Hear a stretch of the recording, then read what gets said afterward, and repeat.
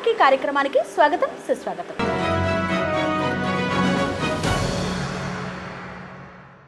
ఈనాటి ముఖాముఖి కార్యక్రమంలో తెలంగాణ రాష్ట్ర గ్రామ పంచాయతీ ఉద్యోగుల రాష్ట్ర అధ్యక్షులైనటువంటి నరసింహులు గారు మనతో ఉన్నారు. సార్ నమస్కారం. సార్ నమస్కారం మేడం.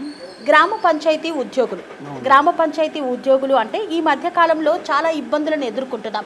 మాకు జీతభత్యాలు కూడా పెరగటం లేదు, మమ్మల్ని సరిగ్గా గుర్తించడం లేదు అంటూ ఆవేదన వ్యక్తం చేస్తున్నారు. అసలు ఎందుకు సార్ ఈ ఉద్యోగులకు ఇంత బాధ ఎందుకు వచ్చింది? అసలు ఏంటి అసలు వాళ్ళ బాధలు ఏంటి? మేడం, గ్రామ పంచాయతీ ఉద్యోగులు అంటే మేడం వీళ్ళకి ఏంటంటే గ్రామ పంచాయతీలో పనిచేసే వారని మొత్తం గ్రామ పంచాయతీ ఉద్యోగులు అంటారు మేడం. అయితే వీళ్ళు ఇప్పుడు సెంట్రల్ గవర్నమెంట్ ఉద్యోగులు, స్టేట్ గవర్నమెంట్ ఉద్యోగుల వల్లే లోకల్ బాడీస్ అంటే రాజ్యాంగబద్ధంగా ఏర్పడేటువంటి స్థానిక సంస్థల్లో పనిచేసే గ్రామ పంచాయతీ ఉద్యోగులు మేడం. ఓకే.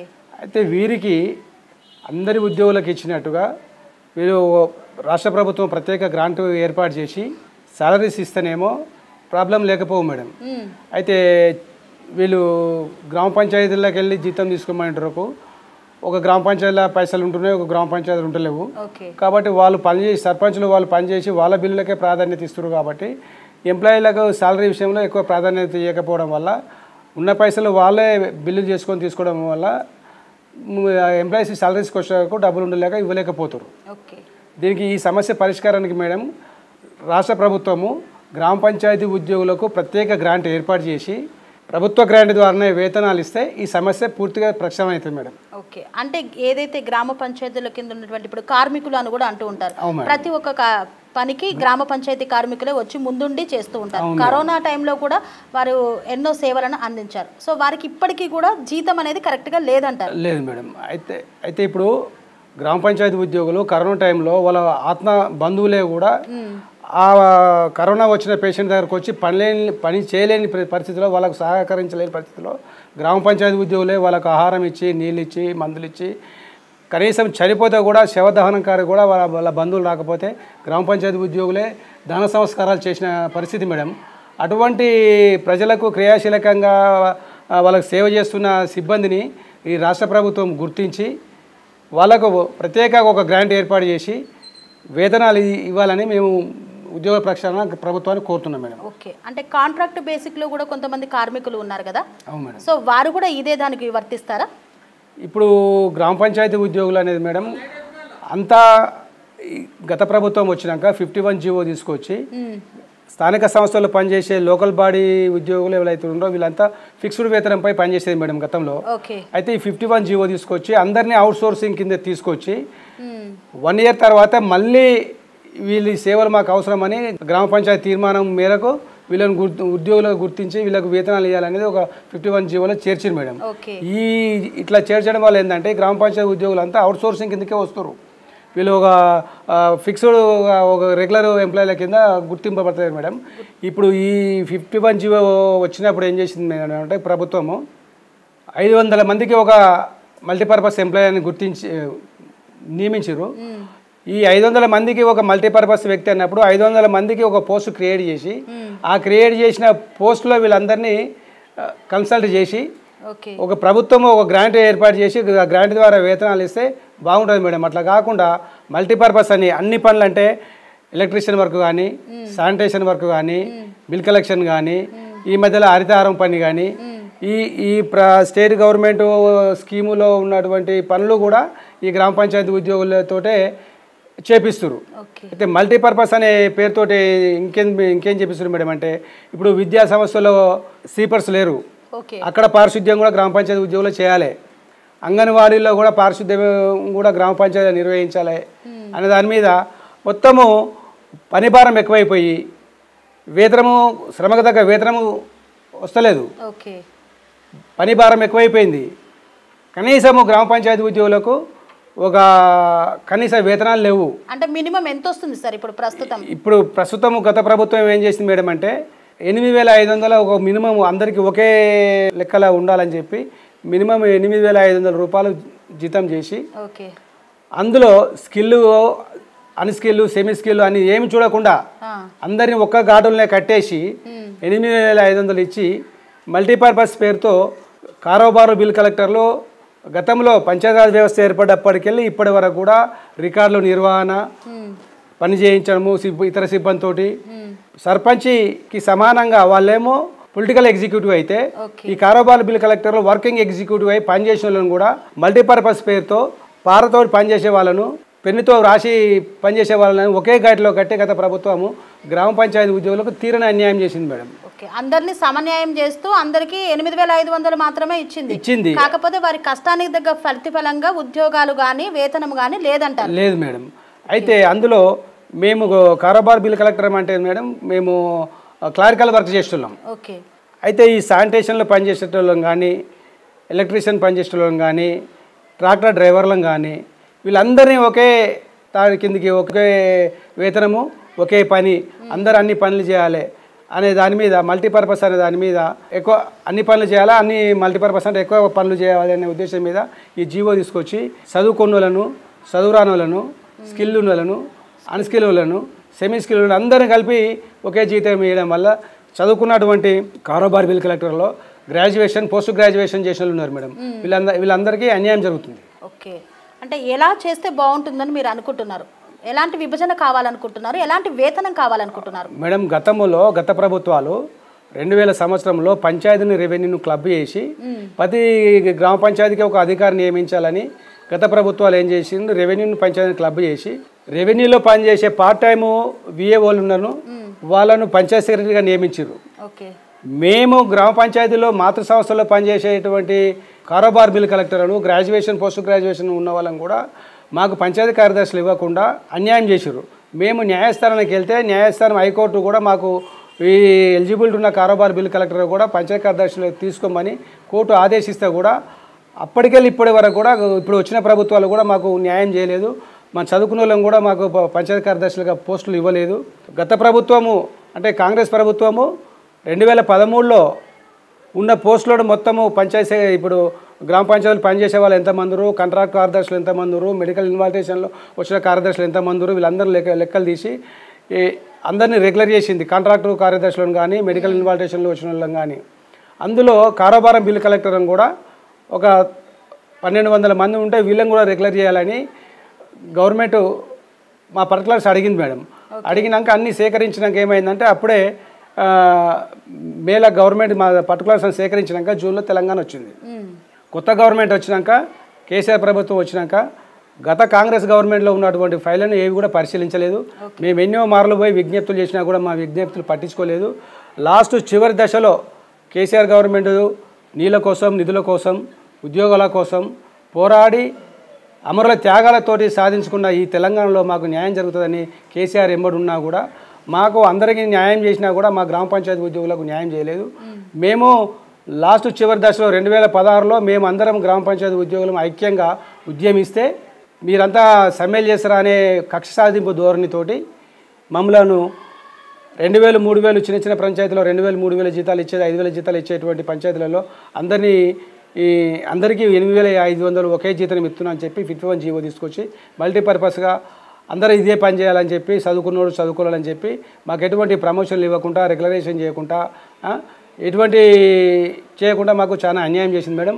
మేము హైకోర్టుకు న్యాయస్థానాన్ని కూడా గ్రామ పంచాయతీ ఉద్యోగులకు అన్యాయం చేస్తుంది గవర్నమెంటు అని మేము ప్రజా ప్రయోజనాల వాద్యం కింద హైకోర్టులో పిటిషన్ ఇస్తే కూడా 8 చట్టాలను పరిశీలించమని రెగ్యులరేషన్ యాక్ట్ కానీ మినిమం వేజ్ యాక్ట్ కానీ పిఎఫ్ ఈఎస్ఐ యాక్ట్ కానీ ఇటువంటి చట్టాలను ఏ చట్టాల కిందకి గ్రామ పంచాయతీ ఉద్యోగులు రాకుండా వీళ్ళతోటి వెట్టి చాకిరీ చేస్తున్నారని చెప్పి కోర్టు ఆదేశిస్తే కోర్టుకు లిఖితపూర్వకంగా ఇచ్చిండు అన్ని చట్టాలు పరిశీలిస్తాను. తర్వాత వీళ్ళు ఏ చట్ట పరిధిలో రారని చెప్పి కోర్టు కూడా తప్పుడు సమాచారం ఇచ్చి కనీస వేతనం లేకుండా మినిమం 8500 ఇస్తున్నామని చెప్పి ఒక మల్టీపర్పస్ నన్ను జీవో తీసుకొచ్చి ఇప్పటి వరకు మమ్మల్ని కట్టు బానిసల లెక్క వెట్టి చాకరీ చేయించుకుంటూ గాడిద మోత చాకరీ చేయించుకుంటూ గద్దిపోస జీతం ఇచ్చుకుంటూ గత ప్రభుత్వాలు అరికాల కింది చెప్పులేక తొక్కిపట్టి గ్రామ పంచాయతీ ఉద్యోగులను అణచివేసింది. మేము మొన్న 2023 ఎలక్షన్లలో మార్పు కోసము ఇప్పుడున్న కాంగ్రెస్ గవర్నమెంట్కు మేము సపోర్ట్ చేసినాము. ఇప్పుడున్న కాంగ్రెస్ గవర్నమెంట్ కూడా మేనిఫెస్టోలో గ్రామ పంచాయతీ ఉద్యోగులకు కనీస వేతనం ఇస్తా అని మేనిఫెస్టోలో పెట్టారు. కాబట్టి మార్పు కోసం మేము ఈ గవర్నమెంట్కు మేము సపోర్ట్ చేయడం జరిగింది. మేము మీ ద్వారా ఈ గవర్నమెంట్కి మేము అప్పీల్ చేసుకునేది ఏంటి మేడం అంటే, రేవంత్ రెడ్డి గారు మా గవర్నమెంట్ వస్తే గ్రామ పంచాయతీ ఉద్యోగులకు మినిమం వేజ్ ఇస్తా అన్నాడు. కాబట్టి మేనిఫెస్టోలో పెట్టిన ప్రకారం ఈ గ్రామ పంచాయతీ ఉద్యోగులకు కనీస వేతనం ఇవ్వాలని. ఎంత వేతనం డిమాండ్ చేస్తున్నారు సార్? కనీస వేతనం అంటే కనీస వేతనం అంటే ఈ రాష్ట్ర ప్రభుత్వంలో 16 నెంబర్ 60 నెంబర్ జీవో ప్రకారము మాకు కూడా వేతనాలు ఇవ్వాలని మేము ప్రభుత్వాన్ని కోరుతున్నాం మేడం. ఎలిజిబిలిటీ ఉన్న వారికి ఇప్పుడు 25/11/93 వరకు గ్రామ పంచాయతీలో పనిచేసే వారిని అందరినీ రెగ్యులర్ చేయమని దేశ అత్యున్నత న్యాయస్థానం తీర్పునిచ్చింది. ఆ తీర్పు ప్రకారము 25/11/93 ఉన్నవారికి రెగ్యులర్ చేసి పంచాయతీ కార్యదర్శులు ఇవ్వాలని మేము కోరుతా ఉన్నాము. ఇప్పుడు మిగిలిన వారికి ఈ కాంగ్రెస్ ప్రభుత్వము మినిమం వేజ్ ఇస్తామని మేనిఫెస్టోలో పెట్టిన విధంగా 60 నెంబర్ జీవో ప్రకారము మాకు వేతనాలు ఇస్తే మేము సరిపోతుందని చెప్పి మేము ఈ ప్రభుత్వాన్ని కోరుతున్నాం మేడం. ఈ గ్రామ పంచాయతీ ఉద్యోగుల సమస్యలు పోవాలంటే 3 పనులు మేడం. లోకల్ బాడీలో అటువంటివి ఇప్పుడు సెంట్రల్ గవర్నమెంట్ స్టేట్ గవర్నమెంట్ ఉద్యోగులు లేక లోకల్ గవర్నమెంట్ ఉద్యోగులను కూడా ప్రభుత్వము నేరుగా నియమించాలి. First point. సెకండ్ పాయింట్ ఏంటంటే ఈ నియామకం చేసిన ఉద్యోగులకు ప్రభుత్వమే ప్రత్యేక గ్రాంట్ ఏర్పాటు చేసి వేతనాలు ఇవ్వాలి. తర్వాత ఎలిజిబిలిటీ ఉన్న వారికి పంచాయతీ సెక్రటరీలో ఇతర డిపార్ట్మెంట్లో 30-70 రేషియోలో ప్రమోషన్ ఇచ్చినట్టు పంచాయతీ సెక్రటరీలో కూడా గ్రామ పంచాయతీలో పనిచేస్తున్నటువంటి వారు ఎలిజిబిలిటీ ఉన్నవారికి ఎడ్యుకేషన్ ఉన్నవారికి కూడా 30% కింద పంచాయతీ సెక్రటరీగా ప్రమోషన్ పోయేందుకు అవకాశం కల్పించాలని మేము ఈ ప్రభుత్వాన్ని కోరుతున్నాం మేడం. అంటే ఇప్పటి వరకు మీ యొక్క కోరికలు ఏవి నెరవేరలేదు కాబట్టి ఇప్పుడు కొత్తగా వచ్చినటువంటి కాంగ్రెస్ ప్రభుత్వం ద్వారా అయినా మీ యొక్క అంటే వేతనాలు పెంపు చేసి ఎవరి కేటగిరీ పరంగా వారికి తగు న్యాయం చేయాలని మీరు అనుకుంటున్నారు. సో మరి కోర్టు వరకు కూడా వెళ్ళారు ఇప్పటి వరకు కూడా. సో అంటే ఇప్పటి వరకు చిన్న కార్మికుడు నుండి కారోబార్ వరకు అందరికీ 8,500 రూపాయలే వస్తుందా సార్ శాలరీ? అవును మేడం. మొన్న గత ప్రభుత్వం ఏంటంటే మే గిఫ్ట్గా ఒక 5,000 అంటే 1,000 రూపాయలు పెంచింది మేడం. అయితే 8,500 బదులు ఇప్పుడు 9,500 రూపాయలు ఇస్తున్నారు. అయితే ఈ గ్రామ పంచాయతీ ఉద్యోగులకంటూ టైం అనేది లేదు మేడం. ఓ వర్క్ చార్ట్ లేదు, లేదు మేడం. ఇప్పుడు ఈ ప్రభుత్వంలో అధికారులు ఏంటంటే ఒక టైం లేకుండా, ఒక వర్క్ చార్ట్ లేకుండా, ఓ సమయపాలన లేకుండా, ఒక సరి అయిన వేతనం లేకుండా ఈ గ్రామ పంచాయతీ ఉద్యోగులతోటి అధికారులు ఈ ప్రభుత్వాలు వెటిచాకరీ చేయించుకుంటున్నాయి. మేము అనేది ఏంది మేడం అంటే అందరి ఉద్యోగులకు ఉన్నట్టు గ్రామ పంచాయతీ ఉద్యోగులకు కూడా ఒక వర్క్ చార్ట్ ఇవ్వండి, ఒక సమయపాలన ఇవ్వండి, సరైన వేతనం ఇవ్వండి. ఒక ప్రమాదవశాత్తు ప్రమాదం జరిగితే ఇతర ఎంప్లాయీలకు ఇచ్చినట్టు ఎంప్లాయ్మెంట్ హెల్త్ స్కీమ్లో వర్తింపజేయండి. ఇప్పుడు ప్రతి గ్రామ పంచాయతీకి ఒక ట్రాక్టర్ ఇచ్చారు మేడం. ప్రమాదవశాత్తు ట్రాక్టర్లో నడిపే టైంలో ప్రమాదవశాత్తు చనిపోయిన వాళ్ళు ఉన్నారు. స్ట్రీట్ లైట్ వేసేటప్పుడు విద్యుత్ ఘాతానికి ప్రమాదవశాత్తు మరణించిన వాళ్ళు ఉన్నారు, గాయాలైన వాళ్ళు ఉన్నారు. ఇటువంటి వారికి హాస్పిటల్లో చూపించడానికి ఎటువంటి బెనిఫిట్స్ లేవు మేడం. సొంత ఖర్చులతోటి పోవడానికి చాలా ఇబ్బంది అవుతుంది. చాలామంది సరైన వైద్యం అందక మరణించడం కూడా జరిగింది.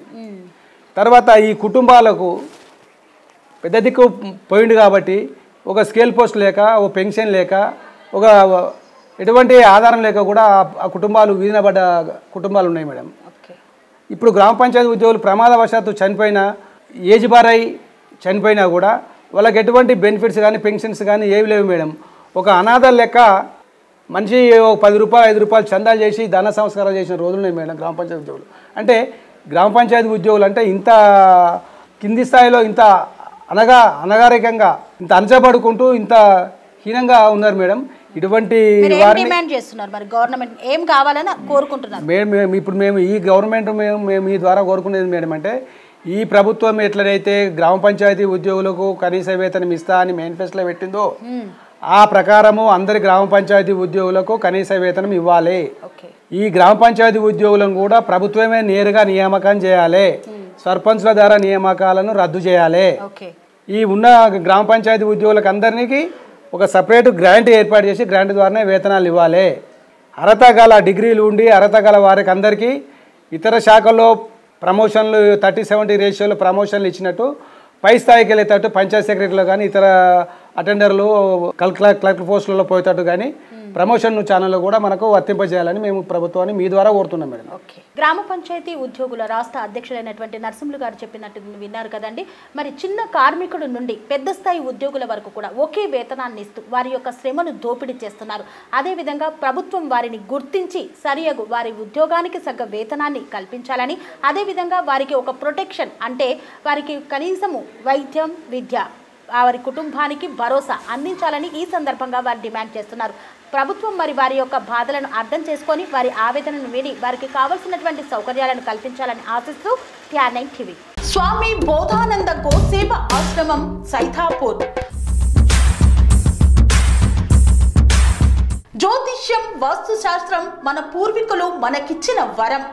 దుర్గాదేవి, కాలభైరవ ఉపాసనతో వాక్సిద్ధి పొందిన శ్రీ శ్రీ బోధానందగిరి స్వామివారు మీకు ఎలాంటి సమస్యలున్నా, వాటిలో ముఖ్యంగా ధన నష్టం, ఆరోగ్య నష్టం, భార్యాభర్తల మధ్య గొడవలు, ప్రేమించుకున్న వారు దూరం అవడం, ఎన్ని సంబంధాలు వచ్చినా పెళ్లి ముడి పడకపోవడం, రోడ్డు ప్రమాదాలు, అప్పుల బాధలు, వ్యవసాయంలో నష్టాలు, పెద్దల మాట పిల్లలు వినకపోవడం, ఆరోగ్య శాంతి, గృహశాంతి, మనశ్శాంతి లేకపోవడం, ఇలాంటి సమస్యలు ఉన్నట్లయితే ఒక్కసారి స్వామీజీని కలవండి. మీ సమస్యలకు తగిన పరిష్కారాన్ని పొందండి. అంతేకాక అన్ని రకాల వ్యాధులకు గోపంచకవ్య మరియు మూలికా వైద్యం చేయబడును. నమ్మకంతో రండి, ఆయురారోగ్యాలతో వర్ధిల్లండి. మా అడ్రస్ స్వామి బోధానంద గోసేవ ఆశ్రమం, సైథాపూర్, వీరభద్రస్వామి గుడి దగ్గర, యాదగిరిగుట్ట. సంప్రదించవలసిన నెంబర్ 9849213754 మరియు 9618034138.